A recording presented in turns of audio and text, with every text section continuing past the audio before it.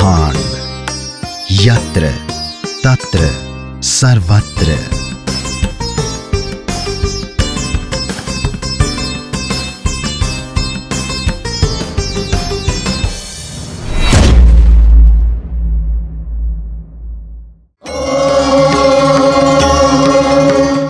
पौराणिक कथाएं जिनमें बसा है हमारी सनातन संस्कृति का सार, दिव्य कथाओं के भक्ति रस का मूल आधार। आर्यवर्त, भारत का स्वाभिमान। सब्सक्राइब करें। आर्यव्रत में आपका स्वागत। प्रिय दर्शकों, सावन का महीना चल रहा है। मैंने पहले एपिसोड में बताया था कि सावन का महीना बड़ा महत्वपूर्ण माना जाता है। साल में एक ही महीना आता है शिव की पूजा के लिए। असिद्ध शिव, सदाशिव, महादेव, कितने ही नाम हैं इनके, मगर इनके पास सब कुछ है। जे आप घर में सुख शांति चाहते हो तो शिव की पूजा करें, ओम नमः शिवाय का जाप करें। ओम नमः शिवाय थोड़ा सा दिल से जो काम करोगे तो आपको उसका अच्छा रिस्पॉन्स मिलेगा। ज़िंदगी में शिव, महादेव, सदाशिव ये मेन है। इन्होंने धरती को संभाल के रखा है। इन्होंने सबसे जहरीला जहर जो समुद्र मंथन से निकला था उसको पिया था, तो इनका गला नीला पड़ गया। तो कोई वो जहर जो धरती पे गिर जाता है तो धरती खत्म हो जाती। आर्यव्रत हमारा चैनल है, इसमें सब कुछ देखिए, समझिए और शिव की पूजा के लिए आप करिए। शिव को क्या चाहिए? शिव को बेलपत्र चाहिए, शिव को धतूरा चाहिए, शिव को भांग के पत्ते चाहिए, शिव को अच्छी चीज़ें, लड्डू पेड़े, इनका ज़्यादा इनको शौक़ नहीं था। इनको पूजा पाठ का शौक़ था। समाधि लगा के ओम नमः शिवाय का जाप करिए और शिव का नाम लीजिए। पार्वती जी ने हज़ारों साल इनकी तपस्या मिली तब शिव मिले। शिव जब बारात में गए थे, राजा दक्ष देख के हैरान रह गए कि उसमें भूत प्रेत, जीव जंतु, कुत्ते बिल्ले सब कुछ थे। तो वो सोचे ऐसी बारात तो मैंने ज़िंदगी में देखी जो बारात आई है। तो बहुत से लोग गए थे उसमें। तो वहाँ क्या हुआ, राहु केतु भी चले गए। राहु केतु ग्रह जब चले गए तो उनको भूख लगी। तो राजा दक्ष का सारा जो बना बने मिठाई थे पर भोजन था सारा खा गए। वहाँ की मिट्टी भी उठा के खा गए, क्योंकि शिव को तृप्त करना हर एक के बस की बात नहीं। ये खाने से, इन चीज़ों से तृप्त नहीं होते, ये साधना करने से तृप्त होते हैं। अब सोमवार के व्रत से लड़कियाँ क्यों रखती हैं कि शिव जैसा हमें पति मिले। शिव जैसा पति मिलना हर एक लेडीज़ के लिए, हर एक औरत के लिए, हर एक गृहिणी के लिए बड़ा मुश्किल है। शिव तो शिव ही हैं। शिव जब बैठ जाते हैं तो सालों तक तपस्या करते रहते हैं। शिव को जानिए, सदा शिव को जानिए। भाई ये सावन का जो महीना है इसमें कांवर लेके जाते हैं लोग। तो सालों में एक बार ये कांवर का आता है। तो कई मीलों तक पैदल चलते हैं, हरिद्वार तक जाते हैं। कोई एमपी में आ रहा है, कोई महाराष्ट्र से भी पैदल आ रहा है, कितने दिनों से कोई हरियाणा से आ रहा है, पंजाब से आ रहे हैं, यूपी से आ रहे हैं। तो हरिद्वार पहुँचते हैं पैदल। ये आपको रास्ते में मिलते हैं तो इनके लंगर में कुछ दान वगैरह करो, बहुत अच्छा रहता है। दान में आटा दे दो, गुड़ दे दो, चाय पत्ती दे दो, चीनी दे दो, दाल दे दो, आलू दे दो, जो भी आपका मन करता है। तो शिव के जहाँ भंडारे लगते हैं तो इनको देना चाहिए। अमरनाथ में भी अब यात्रा चालू है, अमरनाथ में आप दान कर सकते हो तो बहुत अच्छी बात है। आटा, चावल, दाल जो भी है तो लोगों को मिलेगा। तो केदारनाथ में भी भंडारे चलते हैं, बद्रीनाथ में भी भंडारे चलते हैं। तो सावन के महीने में यात्राएं शुरू हो जाती हैं। शिव की ज़्यादा यात्राएं हैं। सदा जी जो शिव हैं इनको बहुत ही जो शक्तिशाली हैं। इनकी पूजा करने से बड़े आराम से बैठकर पूजा करें, दान पुण्य करें और गौ माता को भी दान करें। नंदी को कुछ खिलाएं। मैंने पहले एपिसोड में बताया था कि नंदी इनकी सवारी है। तो नंदी खुश होने के बाद कुबेर के बहुत बड़े दोस्त हैं, कुबेर से उनकी बहुत मित्रता है। तो कुबेर जो हैं पहले नंदी के पास आते हैं, क्योंकि नंदी दरबार पे खड़े हैं। इनके समझ लो इनके राइट हैंड है इनके नंदी। जो भी काम होता है नंदी लिख पढ़ करके शिव को आगे बताते हैं। तो नंदी को हम पूजने से जहाँ भी आप चले जाओ, शिवालय में चले जाओ तो आपको नंदी शिव के सामने बैठे मिलेंगे, क्योंकि वो आज्ञाकारी हैं। उनके बहुत बड़े भगत हैं। जैसे रामचंद्र जी के भक्त हनुमान जी थे, तो शिव के भगत नंदी जी हैं। नंदी जी भी बातचीत करते हैं शिव से, हर एक बात को सलाह करते हैं। ये आया वह, एक बार रावण जब आया था तो रावण ने हिमालय उठा लिया था, तो नंदी ने उससे पहले बहुत रोका था कि ऐसा काम मत करो, ये अच्छा नहीं होता, क्योंकि रावण भी भक्त था। जब उसने हिमालय उठाया तो शिव ने पैर के अंगूठे से उसको दबा दिया था, तो रावण की एक उंगली उसके अंदर आ गई थी, तो वो उंगली निकाल नहीं पाया था। तो शिव का उसने पूजा पाठ किया, स्तोत्र किया, शिव के लिए भक्ति की, तब जाके उसकी उंगली निकली, तो शिव भक्त बन गया था। शिव को फिर शिव भगवान ने उनको शिवलिंग दिया, तो वो शिवलिंग लेके लंका तक नहीं पहुंचा, तो रास्ते में ही उसको स्थापित करवा दिया नंदी जी ने। क्योंकि जब लंका में शिवलिंग चले जाता तो वो पूरी धरती पे पूरे उसमें अपना राज चला लेता। तो ये जो शिव हैं बहुत भोले हैं, ये इतनी जल्दी खुश होते हैं कि आप दिन थोड़ी सी बात में ही पूजा पाठ करोगे दिल से, तो ये एकदम खुश हो जाते हैं। आपको वरदान देंगे, धन दौलत औलाद देंगे, बेटे बेटियां देंगे, सब कुछ इनके पास है। जब कुबेर का खजाना इनके पास है तो सब कुछ इनके पास है। कुबेर इनके कहने से पे चलता है। अब कुबेर साथ साथ धरती के साथ शिव सावन के महीने में भ्रमण कर रहा है। जहाँ इनकी दृष्टि जाती है, ये अच्छे भक्तों के ऊपर दृष्टि डालते हैं तो कुबेर उनमें वास कर जाता है। लक्ष्मी जी भी वास करती है। तो मेरा कहने का मतलब है, शिव को जानिए, पौधे लगाइए। अब पौधे लगाने में आज धरती इतनी गीली है तो हम एक बीज उंगली से भी नीचे को कर देंगे, वो अपने आप अंकुर फूट जाएगा, वो बीज पेड़ बन जाएगा 2 साल के अंदर।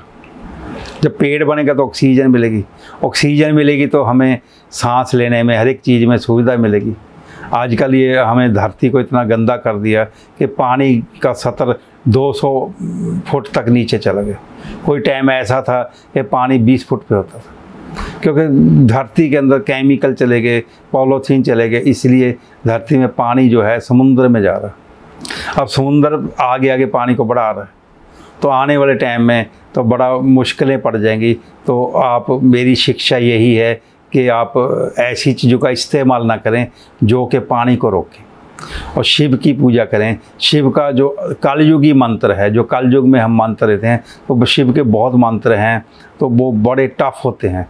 कलयुगी मंत्र है ओम नमः शिवाय, ओम नमः शिवाय।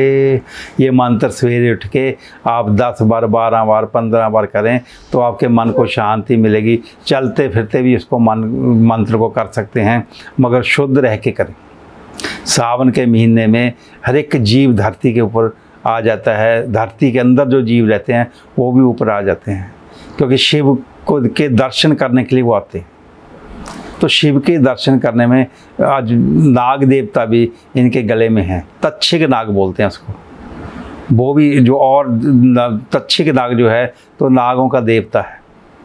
तो जितने भी नाग धरती में रहते हैं तो धरती के अंदर वो भी ऊपर आ जाते हैं।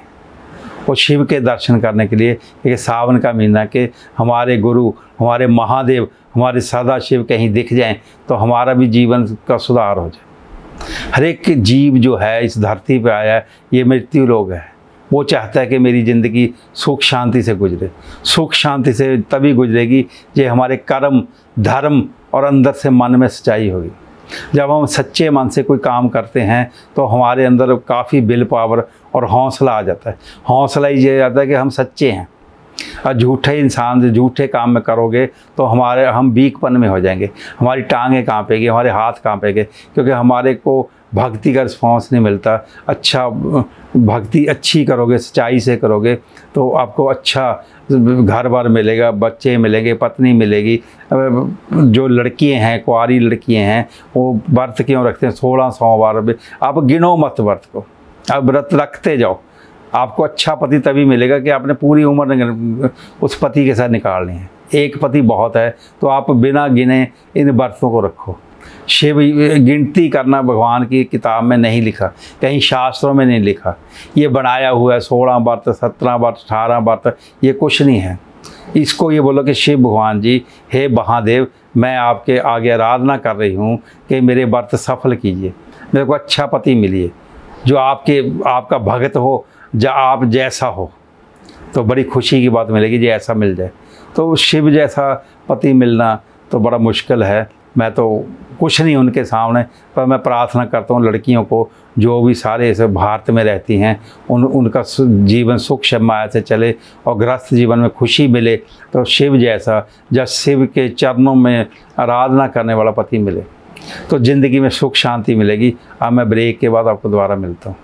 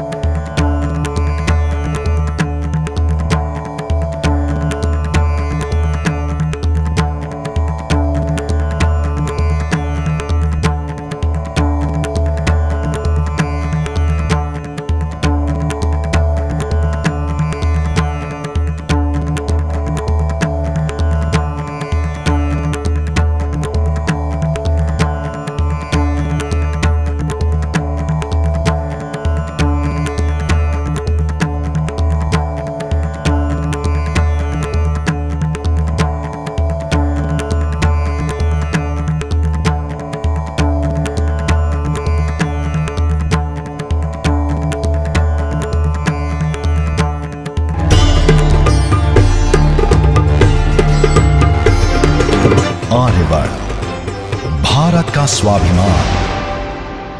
प्रिय दर्शकों, आर्यव्रत में आपका स्वागत है। पिछले एपिसोड में मैंने बुद्ध के लिए बताया था। तो बुद्ध जो बुद्धि का ग्रह है, आप इसको सीरियसली लीजिए। तो मैं आपको बताता हूँ कि बुद्ध बहुत दिमाग के लिए फायदेदायक है। अब आपने देखा होगा कि पागलों के हॉस्पिटल बने हैं, डिप्रेशन में लोग जा रहे हैं, तो कई सड़कों के किनारे भिखारी बैठे हैं, उनको अपनी सुध नहीं होती क्योंकि उनका बुद्ध खराब होता है, तो उनका माइंड अपसेट हो जाता है। माइंड अपसेट तब होता है जब बुद्ध में बुद्धि नहीं रहती, तो बुद्धि भी होना ज़रूरी है। तो हर एक इंसान बुद्धि से चलने की कोशिश करता है, मगर वो कोशिश करते करते पीछे को हट जाता है। कई लोगों की ज़िंदगी उलझ जाती है। तो सबसे खतरनाक बुद्ध 12वें घर में होता है। आगे आने वाले टाइम में आपको चार्ट के ऊपर समझाऊंगा कि बुद्ध के साइड इफ़ेक्ट क्या होते हैं। 8वां और 12वां घर में जिसका बुद्ध होता है तो वो मेंटली परेशान होता है। हो सकता है वो मेंटल भी हो जाता है बंदा। तो मेंटल होने के बाद उसको अपना पता नहीं होता, ना नहाना ना धोना। मेरे पास कई केस आए हैं, आज तक आते रहे हैं केस कि कैसे बुद्ध के 9 सेक्टर, हमारे फरीदाबाद में भी एक लड़का है, वो टॉपर था, 10th में उसके 98% नंबर थे, मगर उसका 10th के बाद बुद्ध इतना बिगड़ा कि आज तक वो ठीक नहीं हुआ। तो मैंने बहुत जोर लगाया, पर उसको पूजा पाठ कराया, मगर उसके फादर जो हैं वो इन चीज़ों को नहीं मानते। उनको मैंने कई बार बोला इसको बुद्ध का लॉकेट पहनाओ, पन्ना पहनाओ, वो कह रहे नहीं मैं ये चीज़ों को नहीं मानता, क्योंकि वो साइंसिस्ट हैं। तो ये भी साइंस से जुड़ा हुआ था। ये ग्रह स्टार सब साइंस से हैं। अच्छे अच्छे नासा वाले हमारे हिंदुस्तान के जो साइंटिस्ट हैं ये भी बताते हैं कि बुध ग्रह भी है, इसके शनि ग्रह भी है, ये बहुत महान ग्रह हैं। हमारे ऊपर इनके रंग पड़ते हैं। शनि का ब्लू रंग पड़ता है, बुध का हरा रंग पड़ता है, बृहस्पति का पीला रंग पड़ता है, सूर्य का लाल रंग पड़ता है, मंगल का लाल रंग पड़ता है, और शुक्र का वाइट रंग पड़ता है, राहु का ब्राउन रंग पड़ता है, गहरा ब्राउन, केतु का फिर ब्राउन रंग पड़ता है। जब ये सारे रंग मिक्स होके हमारे ऊपर पड़ते हैं, हमारी बॉडी के ऊपर, तो हमारी थिंकिंग बदलती रहती है। जब ग्रीन रंग कम हो जाता है, तो ग्रीन रंग कम होने के बाद इंसान का दिमाग अपसेट हो जाता है। इसलिए प्यारे दर्शकों, प्रिय दर्शकों, आप बुद्ध को पहचानिए। परेशान होने का कोई फ़ायदा नहीं। बहुत ज़्यादा डिप्रेशन, बहुत ज़्यादा गुस्सा, बहुत ज़्यादा हाइपर, तो बुद्ध खराब होना पक्का होता है। जो लोग बहुत ज़्यादा परेशान रहते हैं, वो मेंटली परेशान रहते हैं, सुबह उठ जाते हैं, रात को उनको 12-1 बजे तक नींद नहीं आती, तो नींद की बड़ी प्रॉब्लम रहती है, तो उनका भी बुद्ध खराब होता है। कारोबार में उनको बहुत प्रॉब्लम में आती हैं, तो सेल अच्छी होती है मगर बैलेंस शीट बेकार होती है, रिटर्न में प्रॉब्लम होती है, माइंड उसका हमेशा डिस्टर्ब रहता है, तो वो कभी फ्रेश माइंड नहीं हो पाते क्योंकि उनका बुद्ध खराब है। सिर में पीड़ा रहती है, सिर में दर्द रहता है, आँखों में पानी आता है, नाक से पानी आता है, गले में प्रॉब्लम रहती है, छाती में सांस की प्रॉब्लम हो जाती है कई बार, और पेट के ऊपर बुद्ध बैठ जाए तो गैस प्रॉब्लम बहुत ज़्यादा होती है। पहली बात तो हमारा खाना अच्छा होना चाहिए, अच्छी मिर्च मसाले से कम होना चाहिए, और जो नॉन वेज है इस महीने में, सावन के महीने में नॉन वेज और शराब वगैरह नहीं लेनी चाहिए। मैं तो यही कहूँगा, सनातन धर्म में ये शास्त्रों में वेदों में बताया गया है। जब शिव का दिन होता है, तो शिव का सावन का महीना है, तो हमें इन चीज़ों से परहेज करना चाहिए। और जो खाने वाली चीज़ें हैं, उपजाऊ चीज़ें हैं, फल हैं, प्याज हैं, इनका कोई परहेज नहीं माना जाता। लहसुन प्याज जो है ये भी एक अमृत है।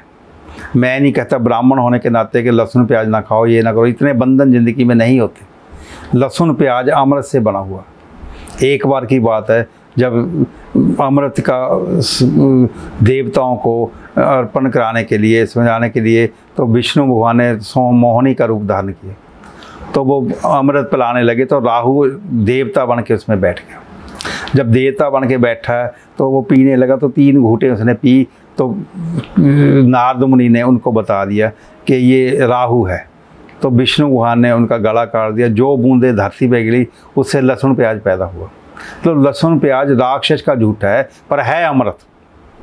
जिनको ब्लड प्रेशर की शिकायत है, जिनको गर्मी लगती है, जिनको डायरिया की शिकायत है, वो लहसुन प्याज खा सकते हैं। पूजा पाठ जिस दिन हमारे हवन वगैरह हो, उस दिन 24 घंटे के लिए लहसुन प्याज छोड़ दो। सावन में लहसुन प्याज छोड़ने की इतनी ज़रूरत नहीं होती, क्योंकि लहसुन प्याज भी एक औषधि है, एक फल है, अशुद्ध नहीं है। ये अशुद्ध इसलिए है कि राक्षस का झूठा है, मगर है ये खाने पीने की चीज़। नॉन वेज, अब लोग एग को नॉन वेज को वेज बोलते हैं, तो है तो वो non veg, egg non veg है। बाकी जानवर को काट के खाना सावन के महीने में बड़ा ही एक दुखदाई चीज़ है, क्योंकि शायद वो भी भक्ति कर रहा हो, वो भी ओम नमः शिवाय बोलता हो। अब ओम नमः शिवाय करते करते हम उसको काट देते हैं, कटवा देते हैं, हम खा लेते हैं, तो हम और ज़्यादा अपने सिर पे पाप रखते हैं। इसीलिए अब बुद्ध का मैं बताता हूँ कि बुद्ध बहुत ही ज़्यादा अच्छा और बढ़िया ग्रह है। आप बुद्ध की पूजा करोगे तो बुद्ध के पौधे लगाओगे, बुद्ध का पन्ना पहनना जरूरी है। अब मैं आज गारंटी करता हूँ कि कोई आपको बहुत ज़्यादा डिस्टर्ब बंदा है, तो वो मेरे पास कुंडली भेजे, मैं उसका इलाज करूँगा। जो ना ठीक हो तो अब आप कहना कि ये ठीक नहीं हुआ। तो जब तक कुंडली नहीं भेजोगे, हस्तरेखा नहीं भेजोगे, तो क्या पता चलेगा कि आपका बुद्ध ठीक है या ख़राब। 12वें घर का बुद्ध, वैसे तो लोगों को कुंडलियाँ देखनी आती है, दिखानी आती है, तो आप किसी से पूछे 12वें घर का बुद्ध तो नहीं है मेरा। 12वें घर का बुद्ध मेष लग्न हो और 12वें घर का बुद्ध हो तो नीच का होता है। वो इंसान के पास पैसा रुकता ही नहीं है, चाहे करोड़ों रुपये आए तो वो भी हाथ से निकल जाता है। अष्टम घर का बुद्ध तो मेंटली परेशान होना, कई बीमारियाँ लग जानी, पेट की बीमारी, सांस की बीमारी, गले की बीमारी, आँखों की बीमारी, कान की बीमारी, तो बड़ी प्रॉब्लम होती है। बुध ग्रह हरा होता है, तो हरियाली हमारे शरीर में जाना जरूरी है। आयरन में हरियाली होती है। जब खून ब्लड कम हो जाता है तो डॉक्टर लोग बुध के हरे की ही दवाई देते हैं, क्योंकि इससे ही ब्लड बढ़ता है। आप पालक खाइए, पर बुध अच्छा रहेगा। हरी सब्जियां खाइए, तो हर एक डॉक्टर बोलता है हरी सब्जियां खाइए, आपका शरीर है, आप में कमजोरी है, तो ये बुद्ध का ही तो है। हम खाने पीने में का भी ध्यान रखें। तो नॉन वेज में जब पूजा पाठ होता है तो नॉन वेज में कोई टेस्ट नहीं होता। ये तो हमारे मन का वहम है कि हमने नॉन वेज खाया तो हमारे को एनर्जी मिल जाएगी। तो मक्खन में भी बहुत अच्छा विटामिन है। श्री कृष्ण भगवान ने सारी उम्र मक्खन और दूध ही पिया, तो वो भी बहुत बड़े देवता हुए हैं जिनको हम पूरी मन से मानते हैं। इसलिए प्रिय दर्शकों, आप अपनी कुंडलियाँ भेजना शुरू करो, तो मैं आपको आगे बताऊं। जिसको मेंटली प्रॉब्लम है, जो हल्के डिप्रेशन में हैं, ज़्यादा डिप्रेशन में हैं, जिनको होश नहीं आज, तो उसकी कुंडली या जन्म डेट या हस्तरेखा भेजें, तो मैं उनके लिए उनका इलाज करूँगा। तो इसके यंत्र भी बनते हैं बुद्ध को ठीक करने वाले। तो कई यंत्र हैं, बुद्ध का यंत्र, हनुमान जी का यंत्र, बृहस्पति का यंत्र मैंने पहले भी बताया है। तो बुध को ठीक करिए और खुशी मनाइए और गृहस्थ जीवन में खुश रहिए। तो आगे और भी ग्रहों के लिए मैं आपको बोर्ड पे बताऊंगा। अभी तो स्टार्टिंग है। सूर्य के अभी बहुत एपिसोड होंगे, मंगल के अभी और एपिसोड होंगे, बुध के भी और एपिसोड होंगे। अभी तो मैं आपको बता रहा हूँ, अभी तो स्टार्टिंग में ये तो सिर्फ 10% है, अभी 90% बाकी है ग्रहों के लिए बताऊँ। पेड़ लगाओ, मेरा आपसे रिक्वेस्ट है प्रिय दर्शकों कि पेड़ लगाना शुरू करो। अब जब से सावन हुआ मैंने 16 पेड़ लगा दिए। तो आज भी मैं शाम को जाऊंगा पेड़ लगाने के लिए, क्योंकि छोटी सी चाकू ले जाओ, छोटी सी खुरपी ले जाओ, फिर ज़मीन गीली है और वैसे ही बीज इधर उधर बहुत घूमते हैं। बीज जो हमारे पास जामुन के, आजकल जामुन का बहुत बड़ा चल रहा है मौसम, तो जामुन की 2 गुठलियाँ ले लो, 2 बीज ले लो, कहीं ना कहीं वहाँ उसको बोया तो आपको जामुन का पेड़ निकलता नज़र आ जाएगा, उसका अंकुर निकलेगा, आपको खुशी मिलेगी कि ये उसकी देखभाल कर लो। 2-4 महीने देखभाल करने के बाद वो पेड़ को फिर ज़रूरत नहीं होती, वो अपने आप बड़ा हो जाता है। बड़ का पेड़ अपने आप ही बढ़ जाता है। बड़ का पेड़ अपने आप बढ़ना, पीपल का पेड़ अपने आप बढ़ना, ये आप अपने हिसाब से साल में इनके एक बार भी पानी मिल जाए तब भी ये जीवित रहते हैं और ये बहुत विशाल और बड़े हो जाते हैं। इनमें बहुत ऑक्सीजन होता है। नीम के पेड़ में बहुत ऑक्सीजन होती है। नीम का पेड़ 24 घंटे ऑक्सीजन ही छोड़ता, कार्बन डाइऑक्साइड नहीं छोड़ता। और कई ऐसे पेड़ हैं जो कार्बन डाइऑक्साइड छोड़ते हैं और बहुत से ज़्यादा ऐसे पेड़ हैं जो 24 घंटे हमें ऑक्सीजन देते हैं। तो इसलिए प्रिय दर्शकों, पेड़ लगाओ, खुश रहो और बुध का इलाज देखो कि हमारे घर में, आसपास, दोस्त में, आस पड़ोस में कोई परेशान है तो उसको बताओ कि आर्यव्रत में संपर्क करें और अपनी कुंडली भेजें, हस्तरेखा भेजें तो आपका इलाज करें। तो आगे मैं बुध के लिए और बताऊंगा। और अब मैं आता हूँ वास्तु के ऊपर। अब आगे एपिसोड में आपको आगे ब्रेक के बाद वास्तु के लिए बताऊँगा।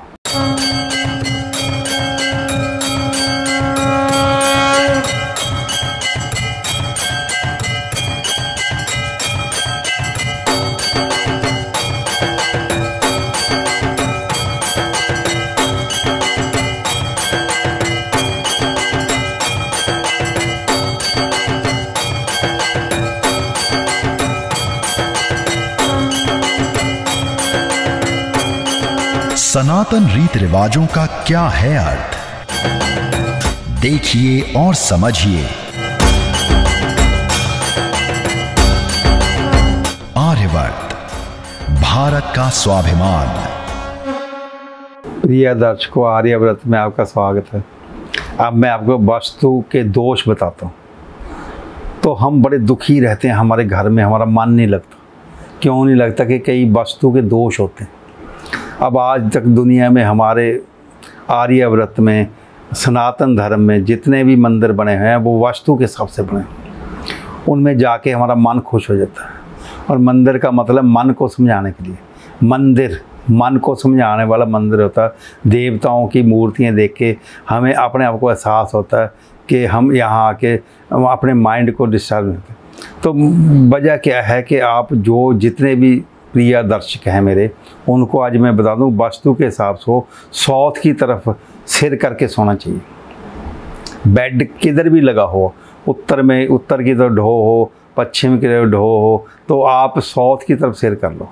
क्योंकि बेड 6x6 होता है, जिधर को मर्जी सिर कर लोगे तो साउथ की तरफ जब अगर सिर होगा तो सुबह उठोगे तो आप फ्रेश मैन होगे। और नॉर्थ की तरफ जिसको ज़्यादा टेंशन रहती है, जिसका बुध भी ख़राब है और भी ग्रह खराब चलते हैं, वास्तु भी दोष है, तो उसको नॉर्थ के अंदर एक्वेरियम रखना चाहिए।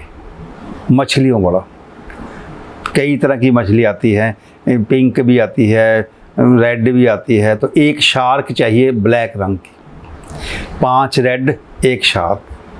तो इसका फुहारा चलता रहना चाहिए उत्तर की तरफ, क्योंकि पानी के जो स्रोत हैं वो उत्तर में है, हिमालय उत्तर में है। जब पानी के स्रोत आपके घर में चलते रहेंगे, फुहारा चलता रहेगा, तो लक्ष्मी का योग अपने आप बन जाएगा। तो वास्तु का दोष आधा खराब हो जाता है। साउथ में कभी भी बाथरूम नहीं होना चाहिए। बाथरूम और टॉयलेट जो साउथ में है तो उसको जितनी जल्दी हो सके बंद करें, या उसके ऊपर दरवाजे पे शीशा लगाएं और डोर क्लोजर लगाएं, क्योंकि दरवाज़ा हमेशा बंद चाहिए उसका। जब साउथ में आपका बाथरूम और टॉयलेट होगा तो उस घर में क्लेश योग बना रहेगा। और जो मेन बंदा होगा, गृहिणी होगी, चाहे बड़ा इंसान आदमी हो, जो हेड होगा, तो उसको भी बड़ी प्रॉब्लम रहती है, उसको बीमारियां लग जाती हैं। क्योंकि साउथ में अग्नि कौन माना जाता है और लक्ष्मी का योग ईस्ट में होता है। तो यहाँ बाथरूम होना, पानी बहना, तो कार्बन डाइऑक्साइड गंदी गैसें घर के अंदर हो जाती है, तो हमें वो सांस की प्रॉब्लम देती है। वास्तु का दोष बहुत बड़ा हो जाता है। प्रिय दर्शकों, अपने घर का नक्शा या लोकेशन, कौन सा फेसिंग है आपके घर की, कैसे कैसे, वो भी भेज सकते हैं। मैं आपको वास्तु के लिए भी बता दूंगा कि कैसे कैसे इसके इलाज है।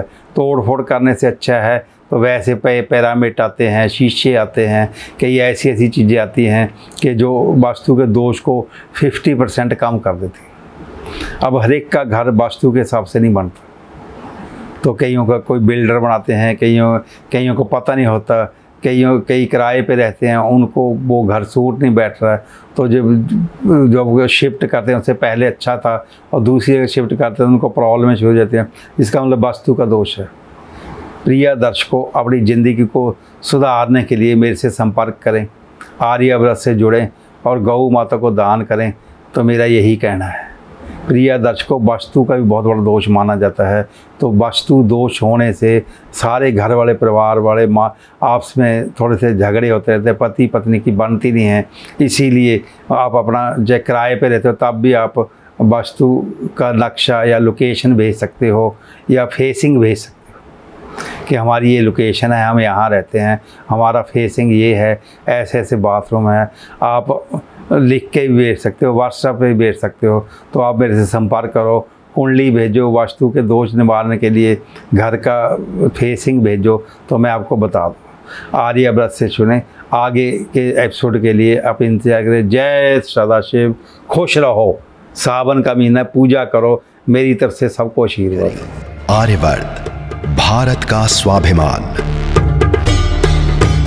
हमारा सेवा भाव और संकल्प शक्ति है आर्यवर्त।